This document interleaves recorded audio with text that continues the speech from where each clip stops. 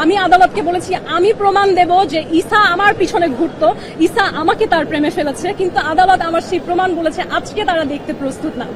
দেখুন, আমি আজকে এখানে আমার এই পোশাকের সাথে একটি প্যালেস্টাইনের স্কার্ফ পরে এসেছি এবং এই স্কার্ফটার একটা ভ্যালু আছে, কারণ প্যালেস্টাইনের এখন যেই অবস্থা সেখানে কিন্তু প্রচুর পরিমাণে কারখানা নেই, খুবই সীমিত অবস্থায় মানুষ এখনো এই যে তাদের শিল্প এটা তৈরি করে। আমি আজকে এই স্কার্ফটা পরে এসেছি এটাই বোঝানোর জন্য প্যালেস্টাইনের মানুষ যেমন সংগ্রামী, আপনাদের বাংলাদেশের মেয়ে আমি মেঘনা আলমও এখানে একটা সংগ্রাম করছি কনস্পিরেসির বিরুদ্ধে।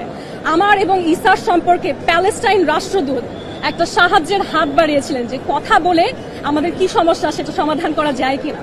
তবে খুবই আফসোসের বিষয়, সমঝোতা হতে হলে দুই পক্ষকে উপস্থিত থাকতে হয়, ঈসা সেখানে উপস্থিত থাকেনি। প্যালেস্টাইন রাষ্ট্রদূত এগিয়ে আসার পরেও সে সেখানে থাকেনি, কারণ তার ক্ষমতা সে জাহির করেছে আরো অনেক বেশি।